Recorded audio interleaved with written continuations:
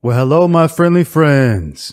Welcome back to another edition of the Bold and Determined podcast with your man, Victor Pride. Before we get into today's episode, let's talk about everybody's favorite topic around here, which is diet. Specifically, the all-meat diet or the carnivore diet. I myself have been on the animal products only diet for over 9 months now. It has been 9 months since I've eaten a vegetable. It has been 9 months since I've eaten a piece of fruit, and I've never felt better in my whole life. Every single day around here, I walk by rice, I walk by vegetables, I walk by fruits, I walk by all kind of foods that in the past would have seemed appetizing to me, but I walk by them, and though I can appreciate their visual beauty, because they always make plant foods visually appealing, I walk by them, and I have absolutely no desire to eat them whatsoever. I see rice, or I see vegetables, or I see fruits, or I see bread, and I do appreciate the visual beauty of the layout, but I have absolutely no desire to eat them whatsoever. Any kind of craving for plant foods I have all gone away, with one exception. When I do want cheat foods, I do not want clean cheat foods. I do not want sweet potatoes. I don't want rice. I don't want vegetables. I don't want fruits. When I want a cheat meal, I want always the exact same thing. I want a sugar bomb and a fat bomb. Sugar and fat mixed together. For example, ice cream, or for example, donuts with cream inside, or some kind of pastry with cream inside, or something creamy with a lot of fat. Strangely, that's the only thing I crave on the carnivore diet. I don't crave any plant foods, any vegetables, any fruits, any grains. I don't crave any pure carbohydrates whatsoever. I look at them, though I can appreciate the way they look, I have absolutely no desire to eat them whatsoever. But if you show me some ice cream or some kind of fat bomb like a donut or something like that, that's when the brain says, hey man, go ahead and eat that.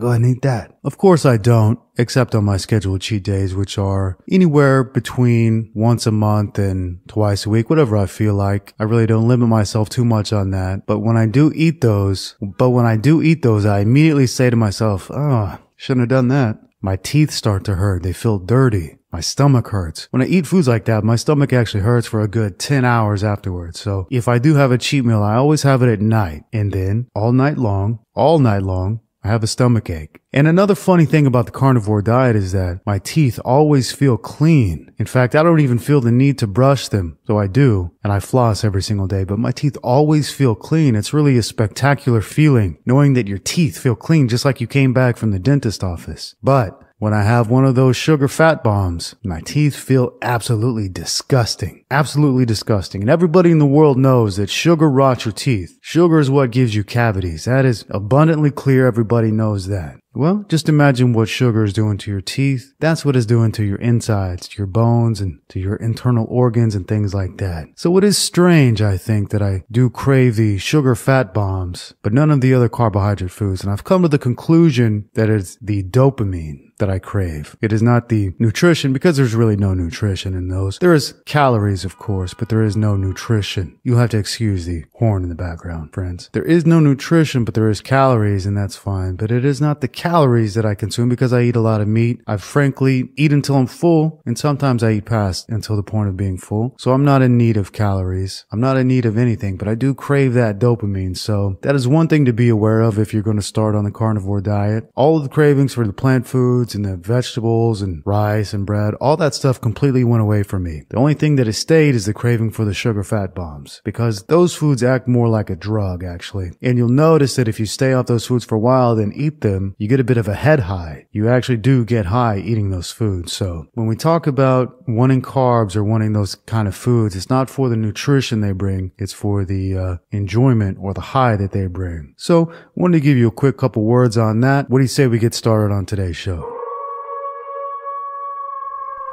Welcome to the Bold and Determined podcast with your man Victor Pride.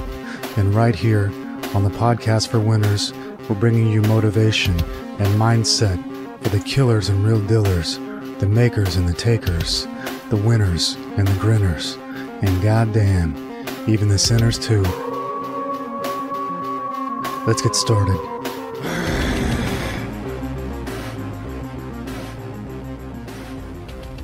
Ooh-wee.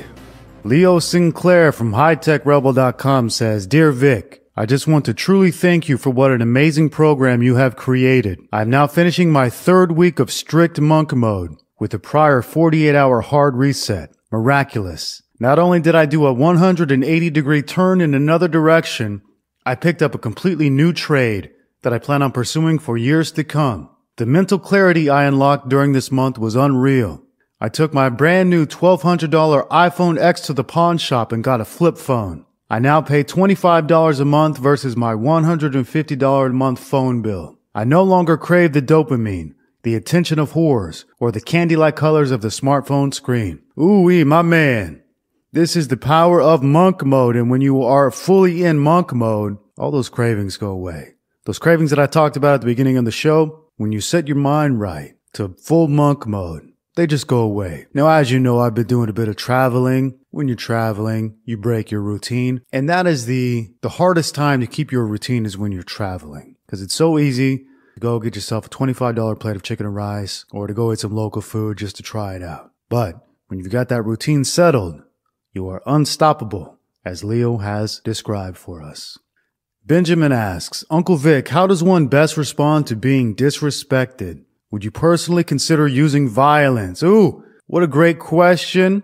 And there's really a lot to say about this. Would I personally consider using violence? In the short answer, no. It's not that violence does not work, because it does. The problem with using violence, assuming you are a U.S. citizen, is that you face the potential to go to prison. So it's simply not worth it. Unless the other person is committing violence against you or you believe you are under threat of violence, in which case, yes, you could, should, and must use violence to protect yourself. If somebody says words to you, it's not worth getting violent. It's not worth losing your freedom because somebody said words to you that you don't like.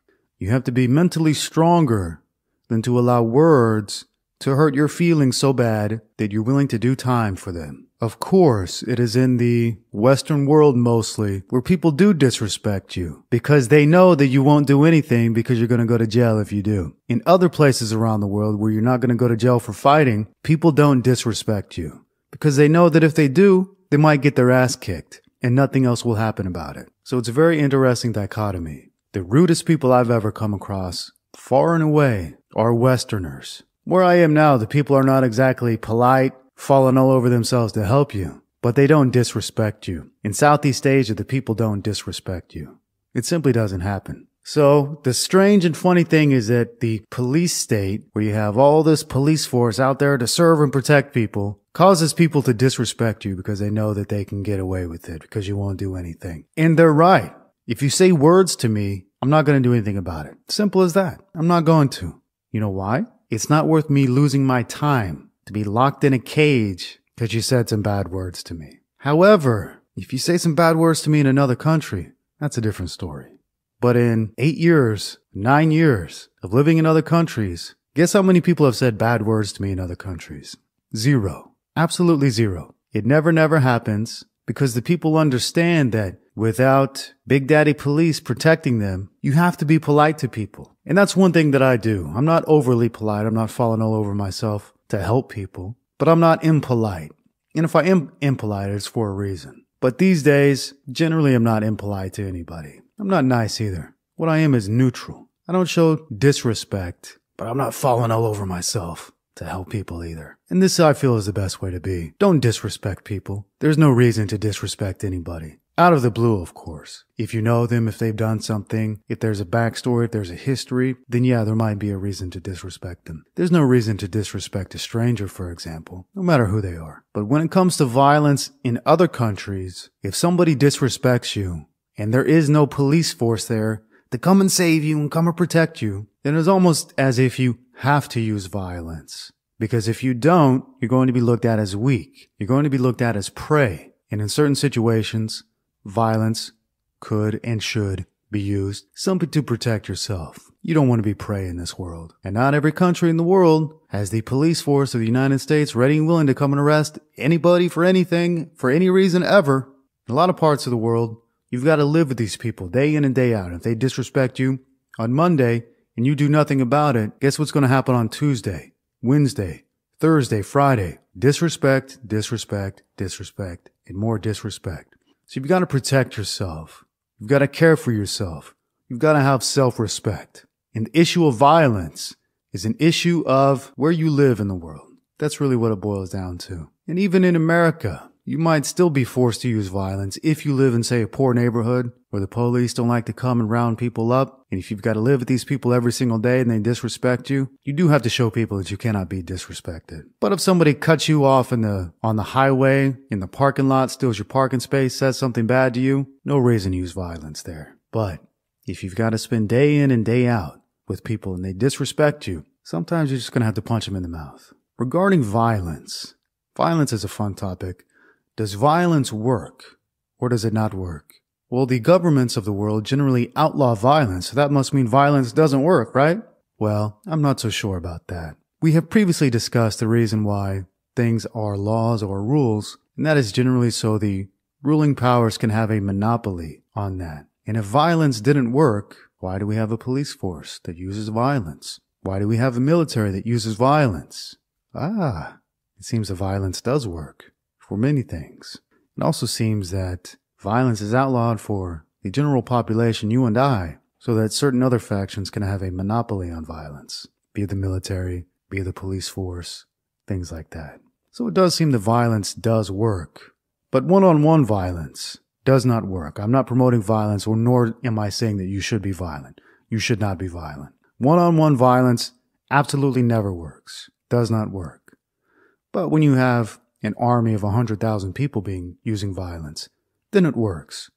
But in the case of somebody disrespecting you, stealing your parking spot, saying bad words to you at the supermarket, whatever the case may be, there's no reason to use violence with that. The only reason to use violence in the life of a civilian is to protect your life, protect your property, or if you are living in a situation where nobody's there to protect you and people are intimidating you and using threats of violence against you, in that case you have to react just to save yourself. But as a general rule in the civilized Western world, there is not a reason to use violence. And if you do want to be violent, I suggest you go into boxing or mixed martial arts or full contact karate or Brazilian jiu-jitsu. And I suggest you get your violence out in a legal way so that you face no legal ramifications and no possible jail time for being violent. If you want to be violent, go be an MMA fighter. You can be as violent as you want within the rules of the game. And you're not going to have to pay the price via the court system or things like that. Because you know in the United States of America, they'll send people to jail for anything. The largest prison population in the history of the world. So that's not a place you want to use violence. Unsanctioned violence is what I mean. Martial arts are sanctioned violence. So it's okay.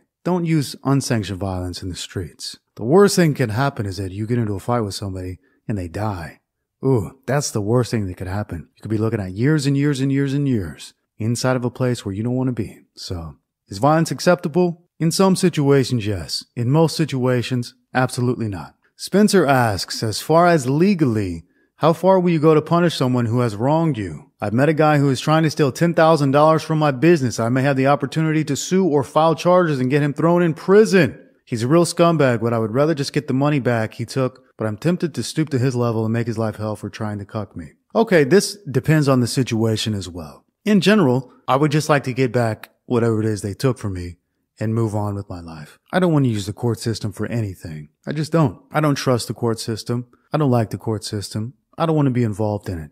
If I can get my property back and I can cut ties with the person, then likely that's what I'll do. However, this is all dependent on your business, who the person is, what your reputation is, how many people are watching. So there is no one answer for this. We know that Donald Trump likes to take absolutely everybody to court who wrongs him. Absolutely everybody. He takes no prisoners. I can respect that attitude. If you're in that world. It depends on what world you live in. If you live in the small entrepreneur world and you can get your property back, no harm, no foul, I don't see a problem with that. If the only way to get your property back, if the only way to get your reputation back, if the only way to show people that you will not be fucked with is to take somebody to court and sue them, possibly put them in jail, then go ahead and do it.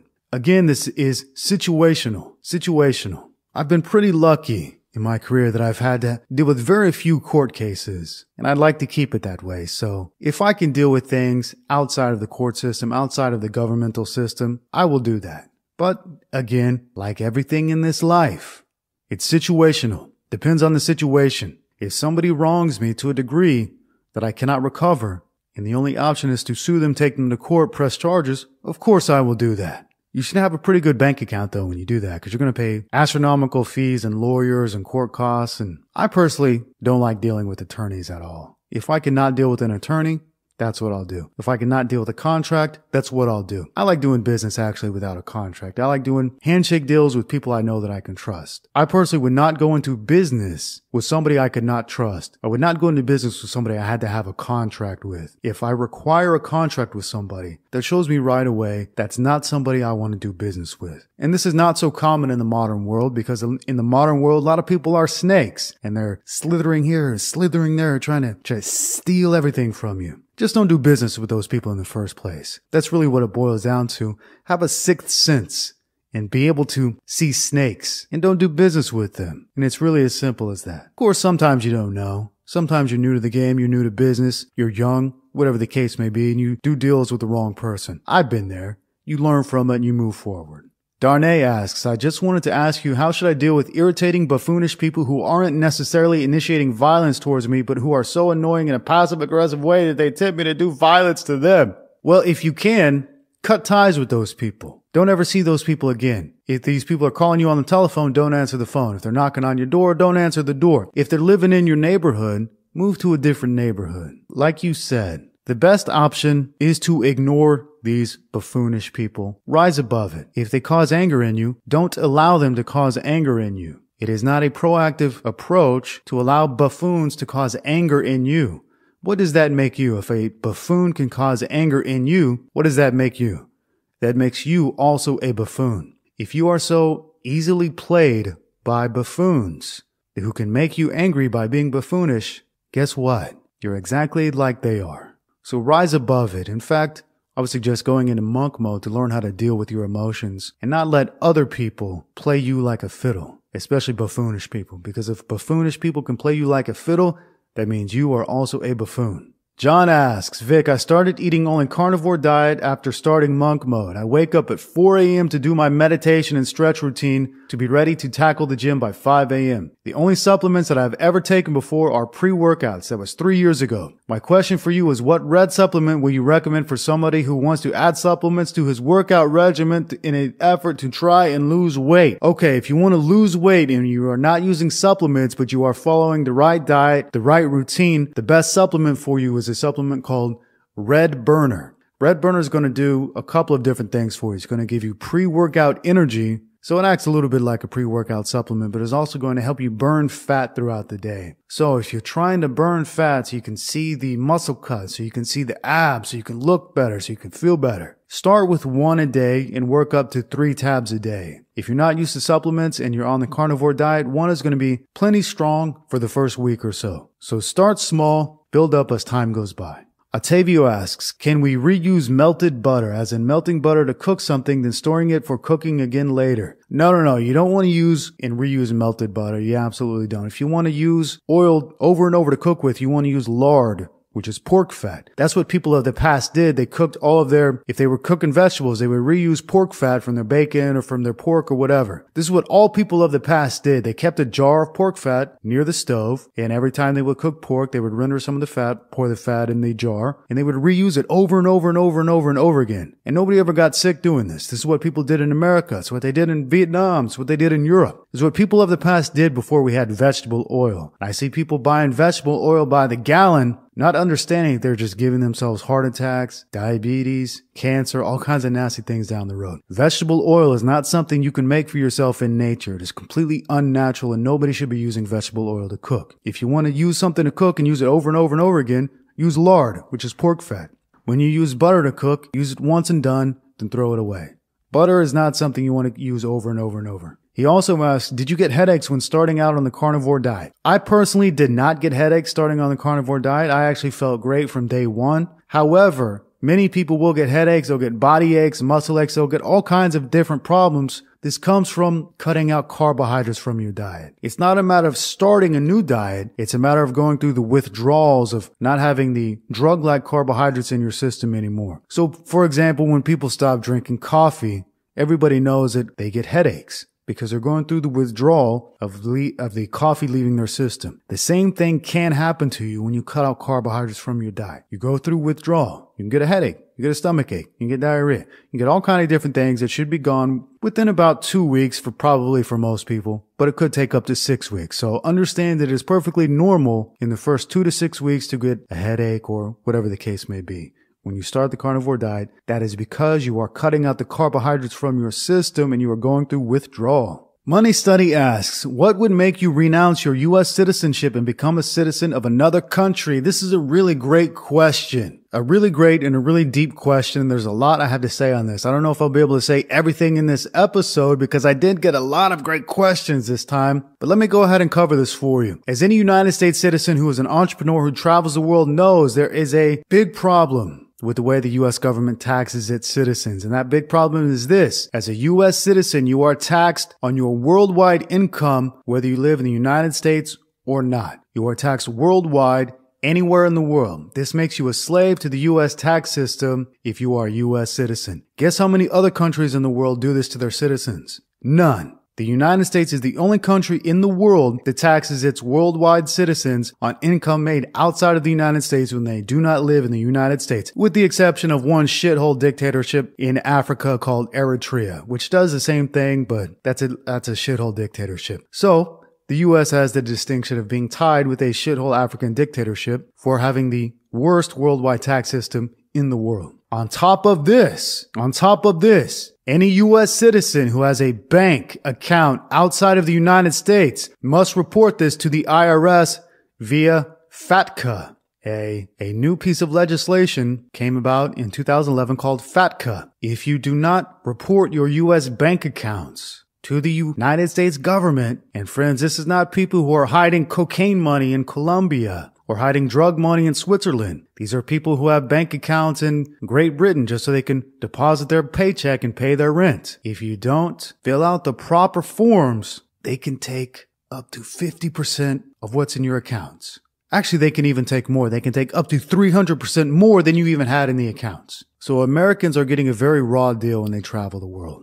And a lot of ignorant people will think, well, people who have accounts in other countries should be forced to show them to the United States government so they're not run away from their taxes. No, this is not true. There are many people in the world who are dual U.S. citizens and citizens of another country. Canada, the United States, for example. There are many dual Canadian U.S. citizens. Say your mom is American, your father is Canadian. You could be born in Canada. You could live in Canada all of your life, but still be considered an American citizen. Therefore, as a person who lives in Canada, never ever lived in the United States, you are subject to worldwide taxation. You will still have to pay taxes to the United States government. In addition, any bank accounts you have in your home country of Canada, you have to report to the United States government. If you don't, they can take up to 300% of what you had in the account. Let's say you are a signer of a business account, not a personal account, but a business account in Canada. You could be on the hook for what's in the business account, not on the personal account, if you don't fill out the right forms. So, this is leading to a record number of people renouncing their United States citizenship, specifically because of FATCA. FATCA is the number one reason people are renouncing their United States citizenship in massive record numbers. In fact, people are renouncing their U.S. citizenship so often that the United States has now upped the fee to renounce your U.S. citizenship. It was about $400 a few years ago. Now it's $2,400, I think. Let me check. Okay, the fee in 2010 to renounce your U.S. citizenship was $450. On 2014, they upped it to $2,350. So if you want to renounce your U.S. citizenship because you're a dual citizen of Canada in the U.S. or Great Britain in the U.S. or Australia in the U.S. or wherever, and you don't want to obviously pay worldwide taxes for a country you don't live in, it's going to cost you $2,350 to rid yourself of that. So as many United States entrepreneurial travelers know that there is a big issue with the U.S. tax system. And in fact, many of the people who I've spoken to who are travelers and who are entrepreneurs feel that the United States passport is not really a blessing, but a curse. So there are many people renouncing their U.S. citizenship. Of course, what you want to do before you renounce is you want to have another passport somewhere so you can still travel the world. And if you renounce your U.S. citizenship without having another passport, you become what is called stateless. You belong to no country in the world. And I was able to find 3 United States citizens who became stateless by choice. Usually if somebody's stateless, they come from a war-torn country that no longer recognizes them as citizens, or they're hill tribe peoples in China or Thailand or somewhere. But there are some people, some U.S. citizens who renounced their U.S. citizenship without having another passport to go to, and they became stateless. I found one fella who lived in Slovakia, and somehow or another, I guess he had a Slovakian permanent residency. So with his Slovakian permanent residency, he renounced his U.S. citizenship, and he's able to travel in Europe in the Schengen visa-free travel zone, but he cannot travel outside of that. So he does get to travel a little bit in Europe. So that's not so bad. Another fellow renounced his citizenship 3 or 4 times, actually, and now he lives in the Gaza Strip with his Palestinian wife. Somehow he was able to get a Irish passport. I don't know how, but he did renounce his U.S. citizenship without having another option to go to. And he actually went to Amsterdam, I believe, and he lived in a refugee camp for a while after he renounced his U.S. citizenship. There's another fellow who renounced his U.S. citizenship, and he lived in Uruguay, down in South America. And actually, I looked into Uruguay and Paraguay, and you can actually get a permanent residency there very easy. All you need is your birth certificate, you need a clean police record, and you need to show them that you have income so that you can support yourself. So in Uruguay, I'm not sure exactly what it is you have to show to be able to support yourself, a couple $1,000s coming in a month or something like that. In Paraguay, you have to put $5,000 in a Paraguayan bank account. And with that, you get permanent residency. So this fellow who renounced his U.S. citizenship lived in either Uruguay or Paraguay. I don't recall which one. But with the permanent residency there, he's actually able to travel through most of South America without a passport. Because in South America, you can actually travel with just your ID card. So when you become a permanent resident of Uruguay, for example, you can travel to Brazil, Chile, Peru, Colombia, Paraguay, Venezuela, a couple different places without your passport, with using just your permanent residency ID card. So those were 3 people I found who actually renounced their U.S. citizenship without having a new passport in place, but 2 of them did have a permanent residency in place. If you renounce your U.S. citizenship, you have to be outside of the United States. For one, you cannot renounce it inside of the United States, because when you renounce it, you do not have permission to go to the United States without a proper visa or proper visa-free passport. So it is something to consider if you are living outside of the United States, you're tired of paying income tax on earnings made outside of the United States. And if you are very, very tired of being threatened with having everything taken from you because you filled out the wrong FATCA form, then it is something to consider. Nate asks, what do you use for banking? What is a good option that works well both abroad and in America? Okay, as we just discussed, if you're an American citizen and you open a bank account abroad, you have to be very, very, very careful, because if you have an aggregate balance of more than $10,000 in those accounts, you could be held liable. Basically, your money can be stolen by the U.S. government if you don't fill out the right forms. So if you're going to open a bank account abroad, make sure you fill out the right forms, because you don't want your money stolen because you didn't fill out the right forms. Regarding banking, I use a lot of American banks. Let me tell you something. They absolutely suck. The American banks absolutely suck. They're awful. They're stuck in the past.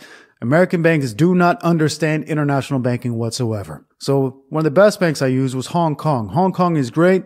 Singapore is also great. America sucks. The banking in America absolutely sucks. It's terrible. I have problems with them all the time. It is awful. But as an American citizen, if you don't want to deal with FATCA and all kinds of other stuff, you're kind of stuck. So there's your non-answer. Jalen asks, how can we honor our ancestors? Looking back at my grandfather's letter he wrote home in WW2, I don't see how I can ever match his heroism and achievements. I realize it was probably easier to be heroic and masculine in the 1940s than it is for people brought up in recent decades, but I think everyone is a victim of their own time, and we can only work with the materials we have been given. How do I make sure my ancestors are not ashamed to have me as a descendant? Well, I'll tell you what, friend, that's super duper easy. What do all grandparents want in the world? They want grandchildren. That's what they want. They want to continue the bloodline. You getting a job, your grandparents don't give a flying fuck about that. You getting a good degree, grandparents don't give a flying fuck about that. You popping out some children that look like them, watch their faces light up. That's what your descendants want. They want you to continue the bloodline. So, regarding being a hero, because you were drafted into a war and you went across the sea and killed a bunch of Germans who were fighting against communism, then communism won and spread all across the world. Don't worry about that stuff. What your grandparents and great-grandparents and all of your ancestors want, they want to keep living through you. They want to keep the bloodline going. They want to stay alive. They want the blood to stay alive. They don't want the blood to die. It's really as simple as that. And I'll bet, if you ask Grandpa, hey Grandpa, is war a good thing to go to? If he was honest with you, he's going to say, no. It's not a heroic thing to do. It's not a good thing to do. And actually, it didn't do anything for my own country. So don't go to war and have kids. That's what your great-grandparents want. That's what your grandparents want. That's what all of your descendants in the future will want. Continue the bloodline. And it's easily provable. Go to your grandparents. Present them with a college degree. Oh, that's great, sweetheart. Yay, all right. Yeah. Would you like a cookie? And then go present them with a granddaughter or a grandson.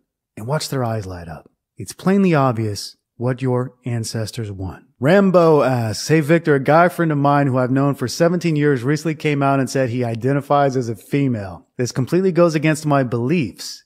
Is it best to cut off the friendship or is it still possible to get past this? P.S. I just watched Die Hard for the first time and you and Bruce Willis in that movie look very similar. Okay, your guy friend who you've known for 17 years and who now identifies as a female, your guy friend is mentally ill. He's a nut bar. So you just have to wash your hands of this person. You can't be friends with crazy people. You know what? There's a movie from the past called Psycho, which scared the shit out of people when they watched it. It was about a man who dressed up like a woman. Today, for some reason, these psychos are celebrated. It's a funny thing. It's a funny world we live in. Cut your friend loose. Don't be friends with this person anymore because he's mentally unstable. And also, he's probably brainwashed as well. There's a reason why so many people in the Western world are starting to identify as female now. It seems strange that with the rise of pornography, there's also a rise in people who will identify as female. Isn't that strange? It seems strange that with a rise in estrogenic compounds in the food we eat, probably sprayed in the air as well, it seems strange that with all these estrogenic compounds being sprayed in America, that people are starting to identify as female. But if you look at the facts of the matter, it's not that strange. It does seem, and I hate to sound like a kooky conspiracy guy, but it does seem like there is a plot and a plan to estrogenize and feminize American men and make them think they're females. And it does seem like there's proof of that. With your friend of 17 years, who is a male, who now thinks he's a female. How does that happen in nature? How would that happen in the natural world? Somebody born a man, but believes that they're a female. Now, if you have both sex organs, a hermaphrodite, then that can be a real issue. I'm not suggesting you go check your friend, but I don't think your friend has both sex organs. I think your friend is biologically a male, but due to some environmental factors, brainwashing, living in a crazy world, living in a very high-stress world. And I tell you what, friends, the United States is the most stressful place in the world. Beyond a shadow of any doubt. It's the most stressful place in the world. I read something, I don't know if it's true, but I did read something that says the average United States person lives in the same amount of stress as a zebra being chased by a lion. I don't know if that's true. I don't know how you measure something like that, but it does seem pretty accurate to me. United States is a stressful place. And when you mix the stress, when you mix the estrogenic chemicals, when you mix the pornography that is free for some reason. Friends, 20 years ago, a pornography videotape rented for $80. $80.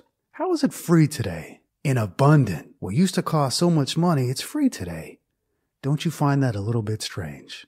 I certainly do. Hey, but what do I know? I don't know much about anything. I just look at things and say, doesn't really seem right. Doesn't really seem right that a man who you've known for 17 years as Johnny, and he was a man all of those years, now he says, actually, it's not Johnny, it's Erica. Right. Erica? I gotta go. So regarding his question, is it best to cut off the friendship or is it still possible to get past this? Do you really want to hang out with a tranny? Do you really want to hang out with a man who's dressed as a woman? A nut bar who is a man who says, I'm a woman. Yeah. Somebody who walks into a female restroom and says, hey fellow girls, it's me, Erica. I'm a girl just like you. If you decide to still be friends with this person, do me a favor. Don't ever read B&D again. I can't have that on my conscience. Okay? I can't have people who are friends with trannies reading B&D. I just can't. It'll ruin my image, all right? Thank you for the Die Hard compliment because that is a great movie, though I don't particularly see a resemblance to Bruce Willis and myself. I'm much taller, much more handsome. Great movie, though. Die Hard is a movie I could watch 1,000 times and never get sick of. You know what's even better than Die Hard? Die Hard with a Vengeance. Great movie. though I haven't watched either of those in probably 10 years now. I don't watch any movies these days. When you open your eyes to the reality of the world, you see a lot of things in movies that you never saw before. You see things in movies that help to indoctrinate people, propagandize people, and you start to feel icky watching movies. But I've always been a big fan of Die Hard, so that's that. John asks, what are your thoughts on tooth care? Not just brushing, but I've also found value in flossing my teeth. Okay. Regarding tooth care, I found that on the carnivore diet, I don't really need to do much of anything. My teeth always feel clean. They always feel fresh and shiny and great. They always feel awesome. Now, I personally floss my teeth after every meal I eat. I always get food stuck in my teeth, so I floss them. But I do floss every single day, probably between 1 and 2 or maybe 3 times a day. Regarding brushing, I probably brush between once and twice a day, but honestly, I don't always feel the need to. My teeth always feel good and clean unless I have some sort of fat sugar bomb, which I spoke about in the beginning of the episode, which makes my teeth feel like absolute trash. Carbohydrates make my teeth feel so dirty and so disgusting. He goes on to say, brushing and flossing seem like a rather new concept. Well, yes, they absolutely are a rather new concept. And if we think about it logically, why do we need chemicals from a factory to clean our teeth when people of the past did not brush their teeth ever? And they always had good, strong teeth. Dr. Weston A. Price was a dentist who went out and studied primitive cultures all across the world, and he found that the people who ate their natural diets always had good, strong teeth, and they never ever cleaned them whatsoever. It's only the people who had access to white man's food, such as jams and jellies and breads, that developed cavities and tooth decay and lost their teeth. So we know that a natural diet will keep your teeth clean. I know that when I eat the carnivore diet, my teeth always are clean, always feel great. So really, what sense does it make that we have to use chemicals from a factory to clean our teeth? Now, I personally do feel the need to brush. If I eat carbohydrates, my teeth feel absolutely disgusting. My gums feel just disgusting. But if I don't eat those foods, I don't feel the need to brush my teeth. They always feel clean. So it does seem like there's a connection between modern foods and needing to brush your teeth. So if you're eating modern foods, I would suggest you do brush your teeth, even though you're brushing your teeth with modern chemicals. It does seem to help keep your teeth to brush them, because the people who eat the modern foods and don't brush their teeth, they always lose their teeth. So it's important to take care of your teeth. They're the only teeth you're ever going to have. And if you are eating a proper diet, that is good enough to take care of your teeth. But if you're eating the modern foods, you definitely have to brush. I do recommend flossing because I personally always get food stuck in my teeth and I don't like that feeling. Adam asks, hey Uncle Vic, I started carnivore diet, 1 meal a day, and it has been 2 months now. But I have noticed hair fell recently. What do you suggest? Should I alter my diet? I eat meat and liver. Okay, I have heard many people who are fasting or are eating 1 meal a day say that their hair has been falling out. What I have concluded, or what I think is happening, is that people are not eating enough calories on the carnivore OMAD style. Let's say you typically eat 3,000 calories a day of standard food, which is rice and potatoes and meat and whatever. When you go to the carnivore diet, you might be eating 1,500 calories or less. So I believe this shocks the system and some hair can fall out. Now, I personally never noticed any hair loss. Let me give you a backstory about how I started the carnivore diet. I was eating your standard health foods, vegetables, fruits, rice, lean meats, etc. I jumped immediately into drinking raw goat milk and eating nothing but meat. And I believe that transition, before I went zero carb, I was having all of that good goat milk. So I never experienced any hair loss whatsoever. I believe that you are going through a transition period, and when you stabilize, the hair is going to stabilize. And if not, I would suggest eating more food and get more nutrients in your body. I would suggest actually the best thing to do for somebody who wants to go carnivore is to not do the OMAD right away, which is 1 meal a day. The best thing to do is to eat till you're full. For maybe a month, whatever the case may be, just eat. Your body's going to soak it up because it's starving for real nutrition. So I suggest if you are losing your hair on this type, that you need to eat more food and eat more often. Then when you stabilize, when I started, I was hungry all the time. I was hungry. I was a hungry hippo for a while. It took me about a month to stabilize, and then I was able to eat less and eat 1 meal a day, no problem. These days, it seems like I barely eat anything. I barely need any food at all, and I feel great. I feel fine all the time. But there is that transition period, and if you are transitioning to a carnivore diet, I would suggest that you eat more food right away, and you'll stabilize within about a month or so, and then you'll be able to go OMAD, carnivore, no problem, the hair should not fall out. So go ahead and give that a try. Kobe asks, Victor, what do you think of just not eating as a way to self-carnivore cheaply and easily by forcing your body to consume its own excess fat? Is this a good way to burn fat if a person has a self-discipline to do it? Okay, what you're talking about is called fasting. It's not called self-carnivore, though that is exactly what happens. And yes, if you are fat, if you are a fat pig, then go ahead and fast. There's no reason for a fat pig to eat because that fat on your body, guess what that is? It's food. And when you don't eat any food for a while, your body eats its own food. Fat pigs today are fat because they eat nonstop. They don't stop eating. They're just stuffing their face full of food all the time. These people can fast with absolutely no problem. And if you are a big fat pig, I would suggest you go to YouTube and type in snake diet and watch every video. Snake diet says if you're a fat pig, stop eating until you're not a fat pig anymore, and it works very well. I personally do some short-term fasts of about 48 hours. I tend to do about 1 or 2 of these a week now. And actually, as a younger man in my late 20s, the only way I was able to get a naturally lean body is by eating 2 meals a day with no cheating whatsoever. Sometimes 1 meal a day, but usually I would eat 2 meals a day. As I age into my mid-30s, the only way I'm able to stay lean these days is to eat 1 meal a day and throw in the occasional 48-hour fast. And when I say 48-hour fast, it works out like this. If I eat dinner at 7 p.m. on a Monday, on Tuesday I will not eat any food. And then again on Wednesday, I will eat food at 7 p.m. So that is how I'm able to stay lean in my mid-30s naturally with no fat burners or anything. 2 meals a day at my age now seems to be too much for me to stay lean. I've got to do the 1 meal a day and I've got to occasionally skip a full day of eating. So fasting works very, very, very well. Fasting works better than anything in the world for losing fat. Better than anything in the world, just stop eating and you'll lose your fat because the body will eat itself. And actually, you'll feel good during this time because the body's eating its perfect nutrition, which is fat. So if you're a big fat pig, stop eating. Simple as that. Tyler asks, I used to squat 3 plates for reps before doing the carnivore diet. Now after 5 weeks carnivore, I can only do 2 plates for 10 reps. I went from weighing 175 pounds to 160 pounds. Now I look slim and nowhere near as impressive. Before I was constantly called big man wherever I went and had girls looking at me everywhere. How can I get my size and strength back whilst on the carnivore diet? He says, I eat 4,000 calories a day and not gaining at all. He says, I'm doing it for the mental clarity effects. Since previously I had constant brain fog from all the carbs when bodybuilding, I much prefer the carnivore diet and feel better, but I also like looking big and jacked. I guess the only way is manipulating hormones. Okay.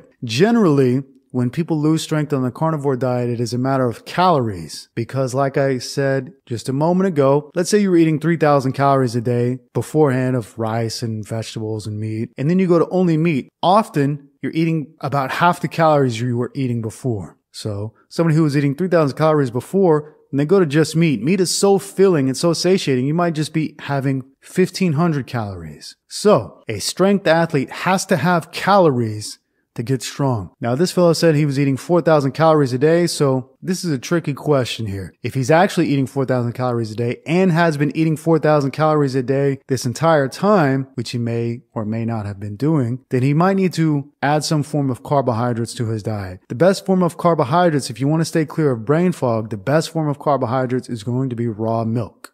Raw milk. If you can have a gallon of raw milk a day, you will have no issues with strength. You might have an issue with your pocketbook because it's going to cost you a small fortune to do it, but that's going to give you good carbohydrates. And I personally can tolerate raw milk way better than I can tolerate any form of plant food carbohydrates. Another option for you is to have raw honey. Now, I personally cannot tolerate raw honey as it does give me severe brain fog and I become tired when I drink it. So I would suggest if you are trying to get more calories in, try some raw honey mixed with raw milk at night, drink it before bed and then sleep on it. See how you feel the next morning. If that doesn't work to bring your strength back, you might want to look at adding in some rice or some other kind of carbohydrate foods that you can tolerate sparingly and will give you extra calories because strength is a matter of calories. First and foremost, you've got to have enough calories in to get strong. If you're not getting enough calories right now, I would suggest throwing things like more butter in your food. Maybe even drinking something like heavy cream. Maybe even adding some sour cream to your meals. Any way that you can get in more calories might be worth looking at doing. Steve asks, Victor, I currently own 2 blogs, both of which were set up by badnet.com. I am thinking of starting a 3rd blog. Do you believe it is practical to run 3 blogs at once? Absolutely. There's no problem with running 3 blogs at once if you're able to give separate attention to each blog. If you have 3 blogs about the same topics, it's not really that feasible. But if you have blog A about real estate, blog B about travel, blog C about audio equipment, then that's perfectly fine because you have different areas of focus. You don't want to split your main focus into 3 groups, but if you have 3 different areas of focus, then it's absolutely no problem at all.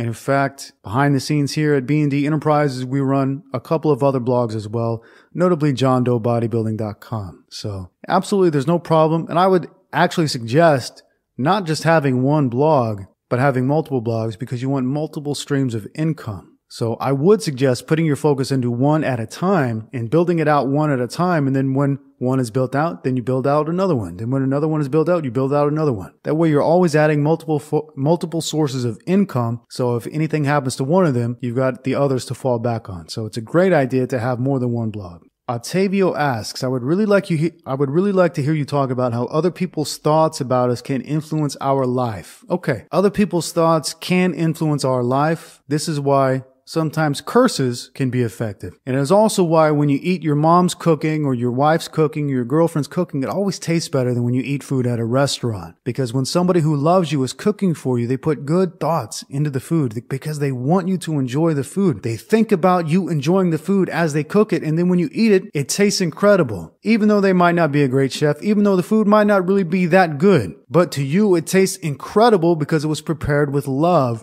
and thoughts of love for you. When you eat food that was cooked by people who don't care about it, who just want to cook fast and do whatever and don't care if you enjoy it or not, the food tastes bland and even bad. But normal, regular, everyday, average food cooked with love and thoughts of joy tastes incredible. So other people's thoughts can absolutely influence us.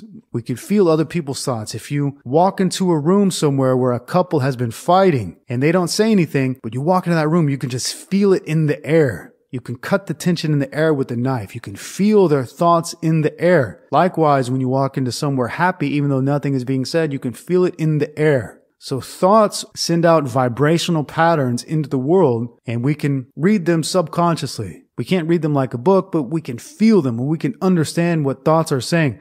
When somebody looks at you in a dreadful manner, you can read their thoughts. When somebody looks at you in a happy manner, you can read their thoughts. You don't need them to say any words because their thoughts say everything. In fact, we can read other people's thoughts if we don't spend all of our time staring at our phone. When we get off the phone, we get out of the world, we find that we can actually read people's thoughts and they can influence us because just like the weather, if it's bad weather outside, you're going to feel bad. If it's good weather, you're going to feel good. So thoughts do influence us. We can read other people's thoughts. We can also send out good thoughts into the world. We can even send good thoughts into our own food and then reabsorb that food and get even healthier. So again, this is one reason why it's so important to bless your food, or if your wife or your girlfriend is cooking for you, make sure she actually loves you. Because if she does, she's going to make you food that has been blessed with her love. But if she's trying to curse you, she might curse the food. And this is one reason it's really, really important to make sure you don't eat at restaurants most of the time. Make sure you cook most of your food yourself, or your loved ones cook most of your food yourself. Because other people, you never know where a can of Coke has been. You never know what kind of energy a can of Coke has. And you cannot make Coca-Cola yourself. You have to go buy a can of Coke, but you don't know where it's been. However, if you have your own well water, you know where that water has been. You can bless the water. You can make it even holy water and you can drink it. If you have your own, this is one reason why it's really so important to actually have your own livestock as well. And I feel like it's so important these days to get back to nature and to have your own land, grow your own food if that's the kind of food you want to eat, or have your own livestock if that's the kind of food you want to eat, because you know how the animals were treated. You know where they come from. You know that they're not fed any chemicals. So it does seem really highly important to me for a reason of health and well-being that you might want to look into getting your own land and preparing most of your own food, if that's feasible for you. Or if it's not feasible for you right now, you might want to make it one of your main goals in this life, because I do not believe that the comfort we have in the Western world is going to last forever. Now, it might last another 100 years, it might last another 6 months. We don't really know. That's why it's important, I think, to take precautions in this world. Jeno asks, what is your opinion on ayahuasca? Is it another useless drug like weed? The problem with ayahuasca is that dumb white people go to these South American countries having no understanding of ayahuasca, having no understanding of what it does or what it means, and having no way to interpret what they see. They think it's healing. They think it's medicine. Listen, you dumb fucks. Ayahuasca is not medicine. What it is it reveals an answer to you. That's why the shaman use it, so they get an answer. It has nothing to do with healing you. People in the West are obsessed with healing because they are sick. They're very, very sick. They live in a sick culture and they're being fed sick food. So of course they're obsessed with healing. They're looking for anything to heal them. Unfortunately, it's not ayahuasca that's going to heal you. Everybody I know that does ayahuasca is dead inside. Everybody I see that goes and does ayahuasca or peyote or DMT, these people are shells. They're dead inside. They have no more soul. They become total degenerates one way or another. So I do not recommend you do ayahuasca. I do not recommend you do any form of psychedelic drug whatsoever, especially something you don't know anything about. Where does ayahuasca come from? It comes from South America. What is a person of European descent doing ingesting a drug that is not native to their land?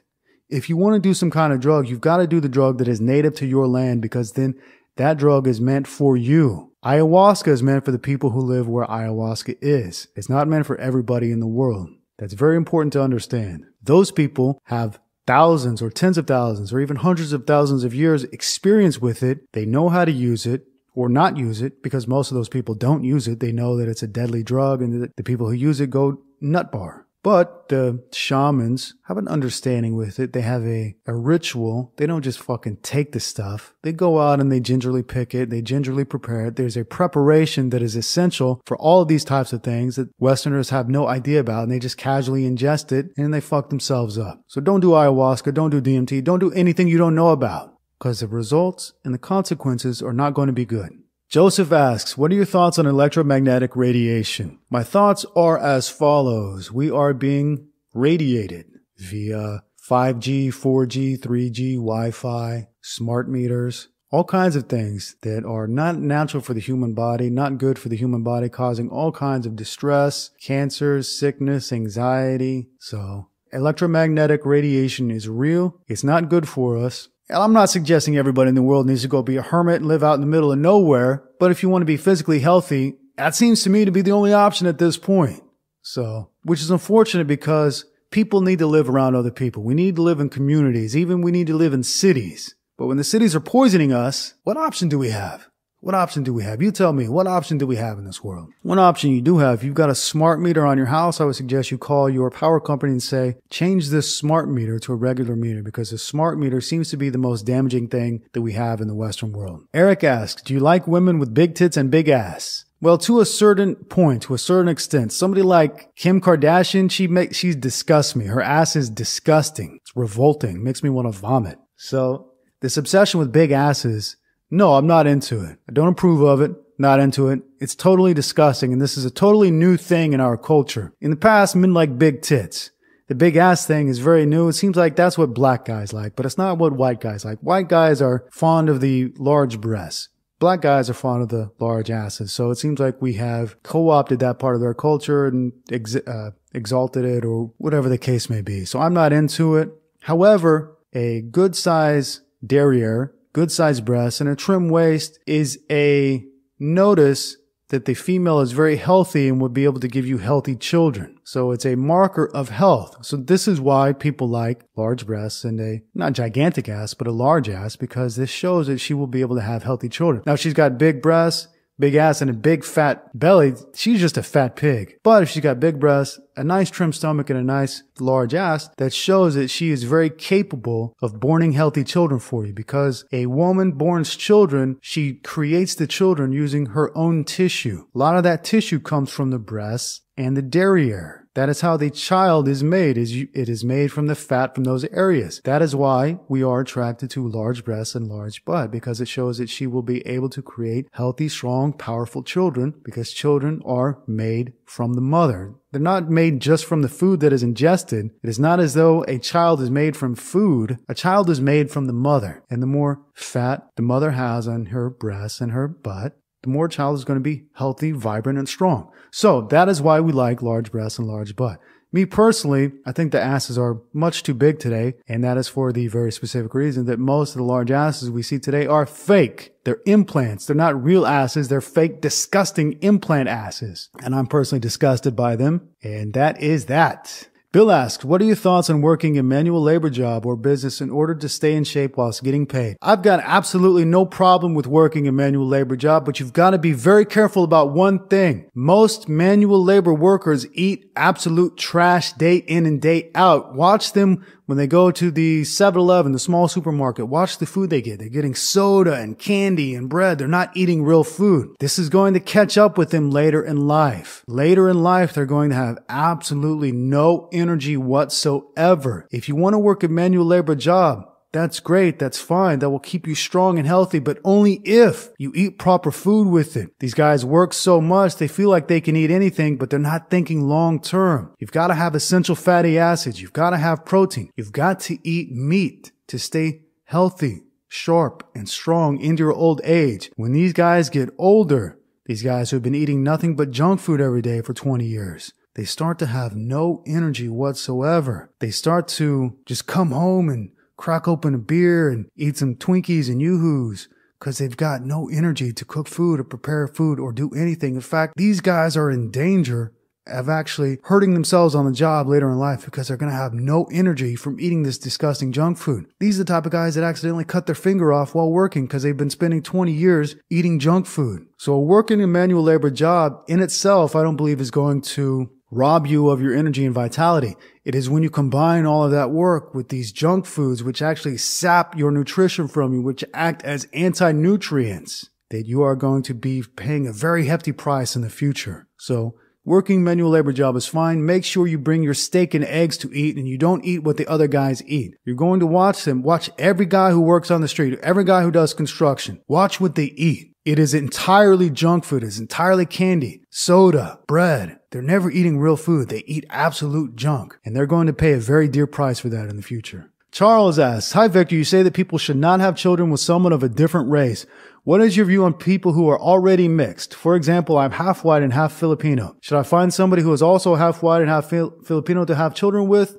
Okay, in your case, whichever one you look more representative of, that's the one you should choose. Now, as a Filipino and half white, you're probably going to have a better option picking a Filipino. Unfortunately, what happens to the halfies is that if they're half white, half Filipino, usually they hate their half Asian side and they only want white. They just want white. They love everything white and they hate everything Filipino. This is why you should not have half children in the first place, because they always hate one of their sides. They embrace one side and hate the other side. But considering that in this world today, you're going to be much better off with a Filipino wife than you are going to be with a white wife.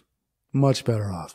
So me personally, I would pick a Filipina and retire happy to the Philippines, live a nice life there, nice cheap life, having great food. The Philippines has great meat, by the way. Great meat. They have a wonderful grass-fed beef market. So there's a lot of great nice food there, a lot of great wonderful seafood there. If you can handle the climate, and if you're half Filipino, then you can't handle the climate, would be a great place to live because it's far, far cheaper than Europe or United States or whatever. And your wife's not going to be a cunt like they all are in United States. Alex asks, would you agree that the weirdo elites rule the docile cattle by simply influencing their perception, yes or no?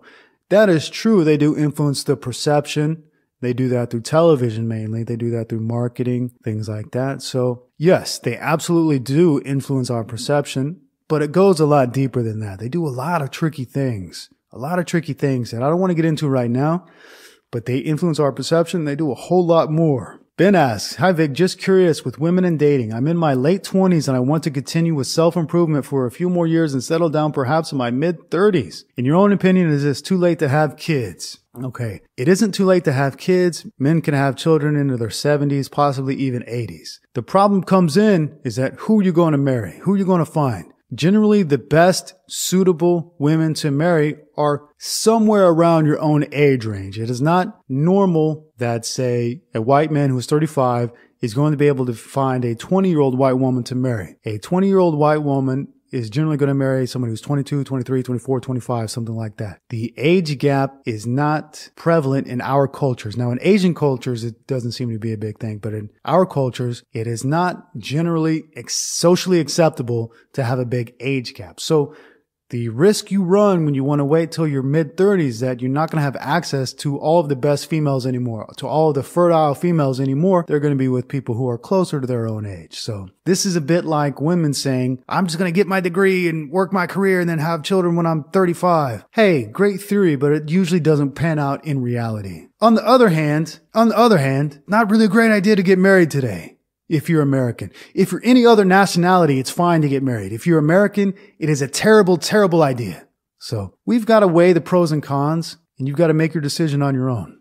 R. Pete asks, Hi Victor, you've written favorably about coconut water and coconut oil, but I think that was when you were living in Southeast Asia where coconuts are locally available. For people in North America and Europe where coconuts do not grow naturally, are coconut products still a healthy option? No. Actually, these days, the best options for, say, skincare, healthcare, whatever, come from animal fat. And actually, I've been washing my hair with egg yolks, actually. And I'll tell you what, when you switch from shampoo and conditioner to egg yolks, your hair starts to feel healthy and powerful and strong and thick. When I was washing with shampoo and conditioner, my hair felt clean after, but I always felt thin and weak. But when I just simply wash it with egg yolk, it feels strong, powerful. So the scalp, it needs that fat. It needs the fat. And a big problem with today's shampoo and conditioners, other than the obvious fact that they're made out of chemicals, is that many of them are vegan. All of the expensive shampoos and conditioners will say vegan on it. You got to be very careful about that because your skin needs fat to be healthy. And a vegan product is completely void of fat. So I believe that the best soaps, the best shampoos are made from animal fat. And this is abundant in North America and Europe. So there's no reason to use coconut products unless you are where the coconuts are locally. And I'll tell you where has the best coconuts in the world is Vietnam. Vietnam has the most delicious coconuts in the entire world. They're unbelievably good there. But if you're not there, there's no point in buying them because they're going to be the only thing you're going to be able to get in another country is processed or some kind of preservative coconut. So don't worry about that stuff. Think animal fat. That's what actually keeps your hair healthy, your skin healthy. That's what you need to be healthy.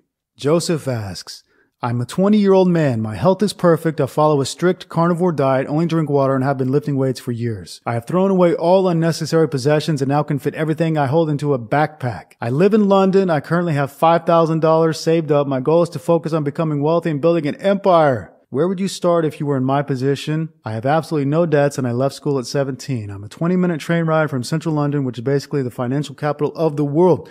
Well, it depends on what you want to do. It depends on what you're good at. It depends on what you excel at. Without understanding what you are good at, I can't say what direction to go in other than to say that you are in exactly the right spot. Exactly the right spot. You left school at 17. You have 5,000 pounds saved up. You have a mind to conquer. You're in exactly the right spot. Figure out what you're good at. Figure out what you excel at. Figure out what you know about. Figure out what you can learn about. And figure out what you can get paid for. And then do that. It's really as simple as that. Put all of those together. Do that. Joe asks, should you reconnect with your father even if he is a piece of shit? Here's what I would ask you, Joe. Are you sure your father is a piece of shit?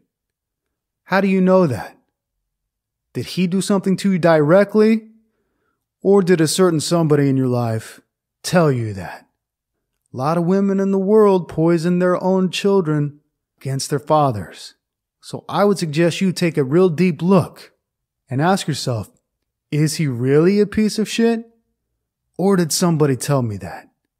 And if somebody told me that, what are the real facts?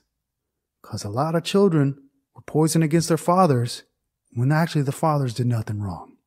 When actually the fathers were great guys. A lot of poisonous women in the world will do that to their own children. So think about that.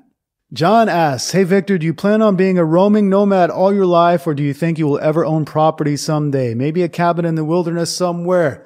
I believe I will own property one day. I believe I will get into farming. I believe that's the only logical conclusion. If you want to be healthy, happy, and vibrant in this world, you got to produce your own food. You got to work your own land. So I believe I will get into farming. I'm not going to do it in the United States simply because I don't trust the process of the United States. I've seen too many people lose their land over not filling out the right form in the United States. So also I'm sick of the goddamn chemtrails in the sky in the United States. They make me sick. I'm sick of looking at them every day. No matter where I was in America, I see the goddamn chemtrails every morning. Who knows what they're spraying? Who knows what they're doing to the environment? Who knows what they're doing to you, your cells, your DNA? So I believe I will own a farm. I believe I will own me some land. I believe I will have me some livestock, but I don't believe I'll do it in the United States. C. Roy asks, Vic, question about college. I will never go to a major college. Indoctrination, evil, a waste of time. But I do wonder your take on a possible community college. I truly want to own a restaurant down the road in my life, but I have no idea about how to do this.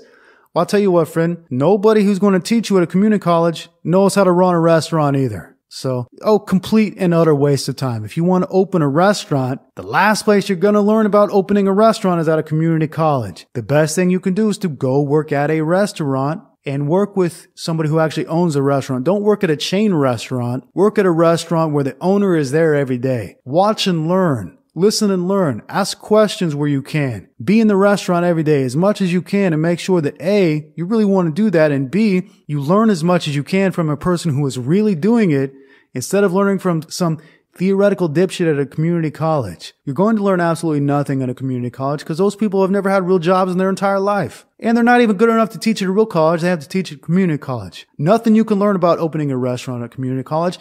Nothing you can learn about anything at a community college. If you want to learn about running a restaurant, go work at a restaurant. Peter asks, hi Victor, what are your views about women who are overly religious and dogmatic? I would personally stay away from this type. Those are my thoughts on that. You say you want to have a harmonious and peaceful family life, but you cannot have a harmonious and peaceful family life with somebody who's overly dogmatic, can you? That is the very anti-definition of dogmatic. The opposite of peace.